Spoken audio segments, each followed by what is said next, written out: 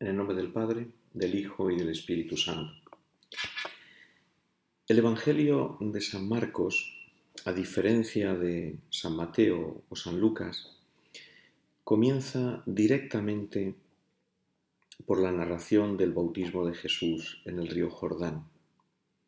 No comienza por el nacimiento de Jesús, como los otros evangelistas, sino que directamente nos introduce en el comienzo de la vida pública de Jesús, de la misión del Salvador, con el relato del bautismo. Y sucedió que por aquellos días, dice San Marcos, llegó Jesús desde Nazaret de Galilea y fue bautizado por Juan en el Jordán. Apenas salió del agua, vio rasgarse los cielos y al Espíritu que bajaba hacia él como una paloma. Se oyó una voz desde los cielos: Tú eres mi Hijo amado, en ti me complazco. En unos breves versículos, el evangelista San Marcos, de una manera concisa, nos muestra este gran misterio de la vida de Jesús, que tiene una gran importancia tanto para la misma vida de Jesús como para nuestra propia vida cristiana. Lo primero que llama la atención y en lo que nos centramos es que Jesús se dirige a Juan el Bautista, que estaba realizando ese bautismo de penitencia y de conversión al otro lado del Jordán, es decir, no en tierra de Israel, en la tierra prometida, sino en tierra de paganos. Hacía salir la gente desde la tierra prometida, que se había convertido en una cierta tierra de esclavitud, porque tantas prohibiciones, tantas normas, tantas explicaciones enrevesadas de la ley, al final el espíritu se quedaba como encerrado, como esclavizado en una maraña de normas y de prescripciones. Y entonces se vivía como una cierta opresión. Juan el Bautista hacía salir a los israelitas que querían iniciar ese camino de conversión y de purificación al desierto, que es el lugar del encuentro con Dios y el lugar de la purificación, una purificación dolorosa, costosa, para poder entrar de nuevo en la tierra prometida. Ciertamente el bautismo de Juan es un bautismo de conversión de pecadores para disponerse a poder recibir la presencia del Mesías. Allí se dirige Jesús. Jesús se coloca entre la gente como uno más, como un pecador más necesitado de misericordia y de perdón. Es la realidad de la encarnación, del Hijo de Dios que se ha hecho hombre como nosotros, precisamente tomando nuestra carne, una carne de pecado. Porque esa carne de pecado es la que Jesús va a purificar y la va a volver gloriosa, resplandeciente de gracia.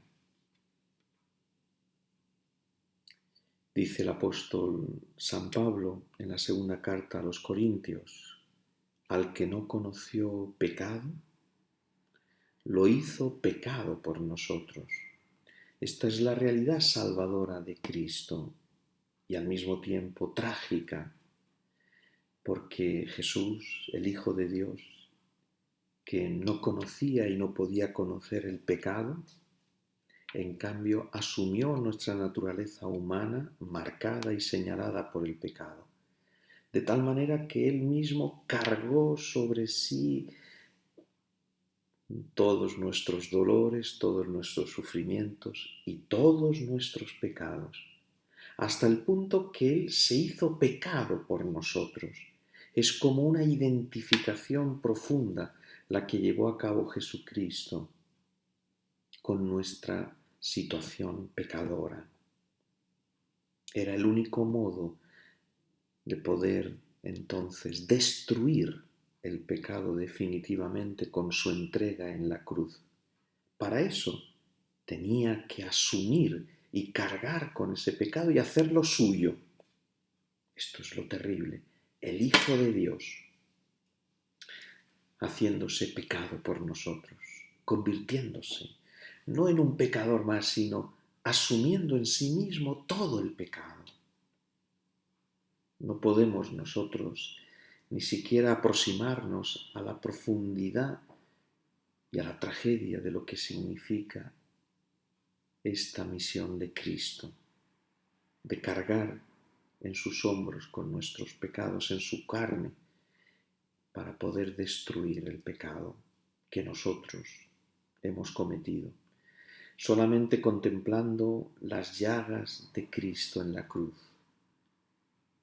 y las huellas de tanto sufrimiento, de tanto tormento como el que sufrió, podemos hacernos una idea, pero pequeña siempre, de lo que significó para el mismo Jesús cargar con nuestro pecado, hacerse pecado por nosotros.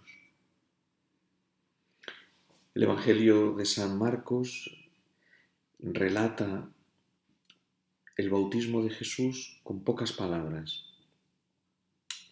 Apenas salió del agua, vio rasgarse los cielos y al Espíritu que bajaba hacia él como una paloma.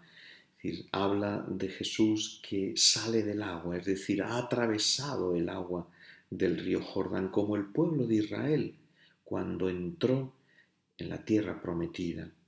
Precisamente, Juan el Bautista realizaba el bautismo muy cerca del lugar en el que el pueblo de Israel entró en la tierra prometida. Es Jesús que entra dentro de nuestra realidad humana y que nos lleva atravesando las aguas de la purificación para que podamos entrar en la tierra definitiva, en la tierra prometida, auténtica y verdadera. Y lo hace el evangelista utilizando tres imágenes bíblicas llenas de significado y de una importancia grande y que muchas veces las hemos leído y las escuchamos y no reparamos en ella y no llegamos a profundizar, a calar, a gustar todo lo que significa, todo lo que conlleva estas imágenes bíblicas que utiliza el evangelista para describir el bautismo de Jesús. La primera imagen es la de los cielos que se rasgan. En la época de Jesús, los rabinos consideraban, y también los sabios de la época, que habían como 7 cielos encima de nosotros, encima de la tierra. Y entre cada uno de ellos, como si fueran anillos, había una distancia de 500 años. Dios envió a los profetas y el pueblo de Israel no escuchó a los profetas. Y entonces Dios había cerrado su cielo. Es el silencio de Dios, que no quiere hablar ya más con su pueblo y que no manda más profetas y que no entra en relación con su pueblo, no quiere dialogar con él, porque ese pueblo no le ha escuchado, porque no ha hecho caso a las advertencias, a las enseñanzas, a los reclamos que le hacía Dios amorosamente a través de cada uno de los profetas que le enviaba. Y entonces Dios cerró el cielo. Esta es una explicación que daban los rabinos a esa ausencia de profetas. Es significativo cómo en el libro del profeta Isaías, en el capítulo 63, se encuentra una oración de los israelitas que están en el destierro en Babilonia. Y allí sufren ese silencio de Dios que da la impresión de que durante tantos siglos y en medio de esa situación de destierro, lejos de la tierra prometida, lejos de Israel, se encuentran abandonados. La impresión de que Dios ya no se preocupa de su vida, de que Dios está lejos, de que Dios está sordo, de que no quiere oír, de que no quiere saber nada de la suerte de su pueblo. Y entonces, en el corazón de los israelitas, allí en el destierro, se eleva una oración y una súplica a Dios. Por poco tiempo tu pueblo santo había poseído su heredad, dice el profeta Isaías, cuando nuestros enemigos pisotearon tu santuario. Somos desde hace tiempo aquellos sobre los que tú ya no gobiernas, porque están en el destierro, están lejos del pueblo de la tierra prometida, los que no llevamos ya tu nombre. Y añade en esa súplica que sale de lo más profundo del corazón del israelita: ojalá rasgases el cielo y descendieses. En tu presencia se estremecerían las montañas. Por eso, qué importante es esta imagen que dice el evangelista San Marcos, que cuando Jesús sale del agua del río Jordán, después de ser bautizado, se rasgaron los cielos.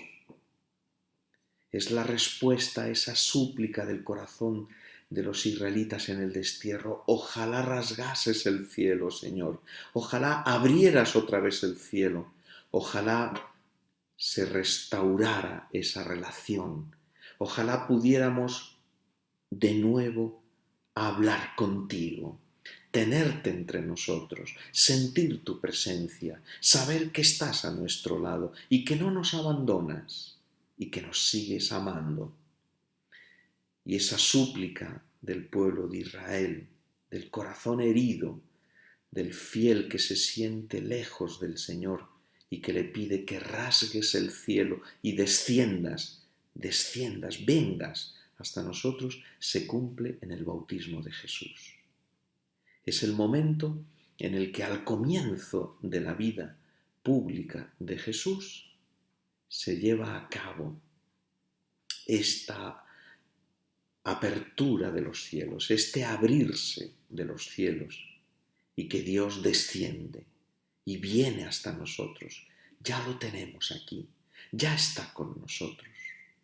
Ya se han abierto los cielos y ya podemos entrar en relación con Dios.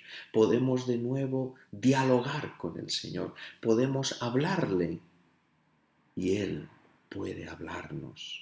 Podemos sentir su voz, podemos escucharlo. Es curioso cómo el verbo que utiliza el Evangelio de San Marcos para expresar esta apertura de los cielos es el mismo verbo con el que se expresa la rotura del velo del templo. Da a entender cómo es un rasgarse que ya se deja abiertos los cielos, ya no se podrá cerrar nunca más, se quedarán definitivamente abiertos. Igual que el velo del templo, cuando Cristo murió en la cruz, se rasgó por medio y entonces quedó abierto el paso hacia el lugar más santo del templo, donde se creía que habitaba Dios y que nadie podía entrar. Por eso había un velo, una cortina que impedía el paso a ese lugar santo. Y Cristo, con su muerte, con su entrega, con su amor en la cruz, hizo que ese velo se rasgase y que entonces el lugar en el que habita Dios fuese ya un lugar abierto para nosotros. Ahora podemos entrar a lo más íntimo de Dios, al lugar más recóndito, más escondido, más profundo del corazón de Dios, porque el amor de Cristo en la cruz ha hecho que se rasgue esa cortina y que se abra para nosotros el espacio de Dios, el corazón de Dios. La segunda imagen que utiliza el Evangelio de San Marcos es la del Espíritu Santo que desciende sobre Jesús en forma de paloma, como una paloma. No quiere decir que apareciera una paloma física realmente. Es la imagen del Espíritu como una paloma. Tiene 4 imágenes y 4 significados que se encuentran también en la Biblia. La primera imagen remite al Espíritu que aleteaba sobre las aguas primordiales cuando antes de la creación dominaba el caos. Y allí sobre esas aguas informes el Espíritu aleteaba como una paloma y dio comienzo a la creación. Nos dice aquí con esta imagen entonces que el Espíritu que desciende sobre Jesús como una paloma es que aquí en Jesús da comienzo una nueva creación. Es la creación del hombre que recibe la vida divina. La creación nueva, el hombre nuevo, empieza con Jesús. Gracias a este Espíritu que desciende sobre él y que aletea sobre él, como aleteaba sobre las aguas del caos informe antes de la creación. Pero hay una segunda imagen en la Biblia a la que nos remite esta aparecerse del Espíritu sobre Jesús como una paloma. Y es precisamente la paloma de Noé sobre el arca, al final del diluvio, cuando Dios cesó el diluvio, había cubierto toda la tierra de agua para purificarla del pecado del hombre. Y entonces Noé lanzó la paloma que al final volvió con un ramo de olivo, señal de que las aguas del diluvio estaban descendiendo y por lo tanto ya se restauró la alianza con Dios, la relación con Dios. El pecado ya había cesado, el pecado había sido ya purificado con esa agua purificadora del diluvio y entonces daba comienzo a una nueva época, una nueva etapa de relación con Dios. Y la señal es la paloma que vuelve con un ramo en el pico para anunciar ya que está el agua bajando, que está descendiendo y que va a dar comienzo a un nuevo mundo. Con el bautismo, el Espíritu nos trae la paz entre el cielo y la tierra, porque el amor de Dios, al final, es más grande que el pecado. También la imagen del Espíritu en forma de paloma nos trae a la mente una imagen de la paloma muy significativa, y es que la paloma busca siempre su nido, donde posarse. Y aquí el Espíritu Santo busca a Jesús como el lugar donde puede reposar, el mejor lugar en el mundo, donde se encuentra plenamente a gusto. El Espíritu Santo, en toda la tierra, en la naturaleza humana de Cristo, es donde más a gusto se encuentra. Y por eso lo busca como el lugar de reposo, como donde posarse con seguridad, con tranquilidad. Cristo es el lugar en el que el Espíritu Santo habita plenamente. Y por último, el Espíritu baja como paloma.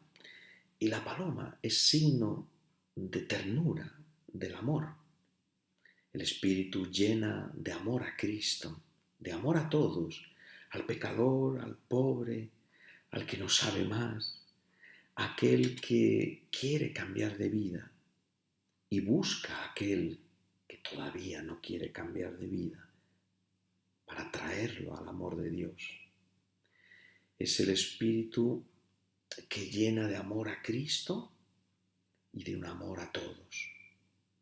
Y ese es el Espíritu que también se nos ha dado a nosotros y que tiene que llenar nuestra vida con esa ternura de Dios, con ese amor de Dios. Y la última imagen que utiliza el Evangelio de San Marcos para describir el bautismo de Jesús es la voz del cielo. Se oyó una voz desde los cielos: tú eres mi Hijo amado, en ti me complazco. Aquí esta voz del cielo, como ocurre en otras partes de la Biblia, en la que de una manera solemne, cuando Dios va a declarar o va a pronunciar una palabra importante, se oye una voz en el cielo. Aquí es para expresar la verdadera identidad de Jesús. ¿Quién es Jesús? Y esa identidad de Jesús es proclamada por el cielo, proclamada por Dios. Tú eres mi Hijo, dice el Padre. Y esta es una cita literal del Salmo 2, el Salmo 2, que nos habla de la entronización de un rey, ese salmo, que Dios reconoce como a un hijo. En todas las ceremonias de entronización de los reyes de Israel se hablaba de el rey que tenía que parecerse, asemejarse a Dios como un hijo. Jesús viene proclamado ante todos como hijo, viene entronizado, pero en el sentido de que Jesús es hijo porque se parece a Dios, se asemeja a Él. Cuando decimos de una persona, esta persona es hijo de fulano, no en el sentido biológico de la expresión, sino hijo en el sentido de que tiene su espíritu, de que se parece totalmente a Él, de que es semejante a Él. Se nota que es hijo de Él. Es decir, Jesús es hijo de Dios, refleja en su rostro el rostro de Dios. Por eso al comienzo del Evangelio de San Marcos nos está diciendo el evangelista que el Padre del cielo se revela y se descubre, se manifiesta en Jesús de Nazaret. Que si quieres conocer el rostro del Padre Celestial, lo verás en Jesús. Y por eso al comienzo del Evangelio, San Marcos nos dice: si quieres conocer a Dios, contempla a Cristo. Contemplar a Cristo. Mirarlo en su rostro. Él es el amado, el predilecto. Es una expresión que se encuentra también en el Génesis, cuando se habla de Isaac, que es el primogénito, el primer hijo, el amado, el preferido. Por lo tanto, Jesús, que es el amado, que es el predilecto del Padre, es el primogénito. En Isaías capítulo 42 se habla de este complacerse de Dios. En ti me complazco, porque aquí también en Jesús Dios se complace de una manera plena y total. Dios se reconoce en su Hijo Jesús, se complace en Él, en sus palabras, en sus gestos, en su vida, en su modo de actuar, se complace en su oración, se complace en todo lo que es Jesús, el Padre.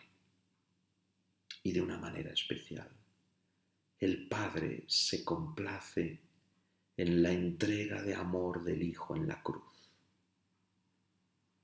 Al contemplar con qué obediencia de amor, con qué entrega se entrega, entonces el Padre, el corazón del Padre, se conmueve de amor hacia ese Hijo que lo ha dado todo. Cristo en el bautismo recibe el Espíritu Santo como una unción. El Espíritu Santo viene a ungir, esto es, en el lenguaje bíblico, la unción es consagrar, dar investidura, otorgar los poderes necesarios para poder llevar a cabo la misión. Y Cristo en el bautismo es ungido por el Espíritu Santo, es investido por el Espíritu Santo. Se le da entonces la consagración para poder cumplir la misión que va a llevar a cabo a partir de ahora. Esa misión de Jesús que no es simplemente salvar a los hombres, sino salvarlos de un modo concreto, como el Padre ha decidido, como el Padre ha establecido en su plan de amor. El Padre ha decidido, ha establecido en su designio de amor, que el Hijo salve a la humanidad, pero mediante su abajamiento, mediante la obediencia voluntaria, mediante el sacrificio expiatorio del Hijo. Por lo tanto, Jesús en el bautismo recibe la consagración como Salvador, pero al mismo tiempo como un Salvador que se entrega en la cruz. Esta es la grandeza, esta es la importancia del bautismo de Jesús. Esto es todo lo que significa. Y esto quiere decir que así, ya en el comienzo de la vida pública de Jesús, al comienzo, se encuentra esa afectación, ese hágase, ese fiat que Jesús pronunció, que no lo pronunció solo al final en el huerto de los olivos, cuando, entrando en oración y en agonía, dijo: Padre, si puede ser que pase de mí este cáliz, pero no se haga mi voluntad sino la tuya. Ahí, en ese momento del huerto de los olivos, Cristo se entrega en obediencia al Padre.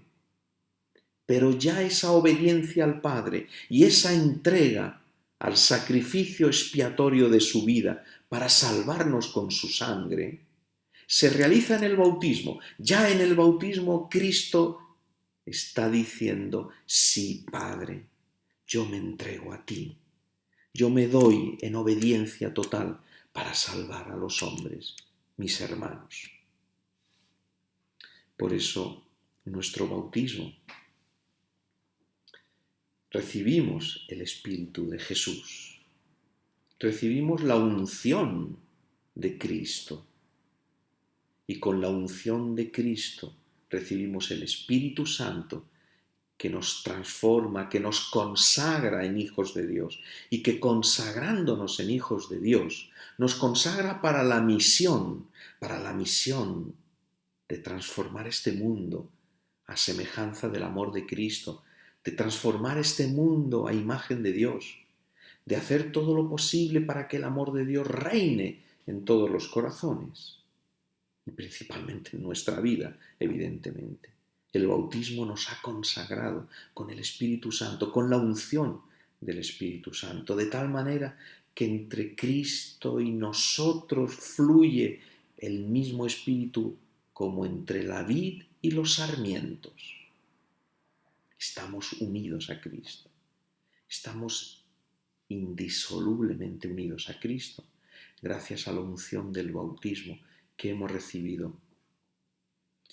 Por eso es importante tener en cuenta que en el bautismo hemos muerto con Cristo para vivir para Cristo. Hemos muerto al pecado para vivir a la gracia. Hemos recibido una vida nueva. Hemos sido transformados a imagen de Cristo. Se nos ha dado un don al comienzo de nuestra vida para vivir como cristianos. Y ese don es más fuerte que el pecado, y es más fuerte que el egoísmo, y es más fuerte que el orgullo, y es más fuerte que cualquier otro fallo, otro pecado, otro vicio que podamos tener. Lo mismo vosotros, dice el apóstol San Pablo en la carta a los romanos: consideraos muertos al pecado y vivos para Dios en Cristo Jesús. Que el pecado no siga reinando en vuestro cuerpo, sometiéndoos a sus deseos. Que el pecado no reine en nuestro cuerpo, que en nuestro cuerpo venza siempre el amor de Cristo. Gloria al Padre, y al Hijo, y al Espíritu Santo, como era en el principio, ahora y siempre, por los siglos de los siglos. Amén. Adiós a todos.